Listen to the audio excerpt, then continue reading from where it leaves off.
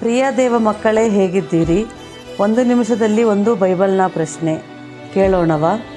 ಪ್ರಶ್ನೆ: ನಮ್ಮ ದೇಶದಲ್ಲಿ ಅತಿ ಹೆಚ್ಚು ಬೈಬಲನ್ನು ಭಾಷಾಂತರ ಮಾಡಿದವರು ಯಾರು, ಎಲ್ಲಿ ಮತ್ತು ಎಷ್ಟು ಭಾಷೆಗಳಲ್ಲಿ ಭಾಷಾಂತರ ಮಾಡಿದ್ದರು?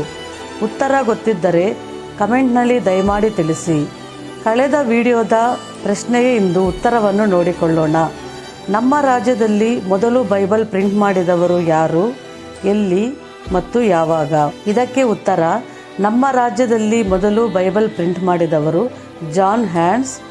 ಯಾವಾಗ ಎಂದರೆ 1810ರಲ್ಲಿ. ಮತ್ತು ಎಲ್ಲಿ ಎಂದರೆ ಬಳ್ಳಾರಿಯಲ್ಲಿ ಇದನ್ನು ಪ್ರಿಂಟ್ ಮಾಡಿದರು. ಉತ್ತರ ಇದೇ ಆಗಿದೆ. ನಿಮ್ಮಲ್ಲಿ ಇದಕ್ಕೆ ಕೆಲವರು ಸರಿಯಾದ ಉತ್ತರವನ್ನು ಕೊಟ್ಟಿದ್ದೀರಿ. ಧನ್ಯವಾದಗಳು. ಮುಂದಿನ ವಿಡಿಯೋದಲ್ಲಿ ಮತ್ತೊಂದು ಪ್ರಶ್ನೆಯೊಂದಿಗೆ ಭೇಟಿಯಾಗೋಣ. ಅಲ್ಲಿಯವರೆಗೂ ದೇವರ ಕೃಪೆಯು ನಿಮ್ಮೊಂದಿಗಿರಲಿ.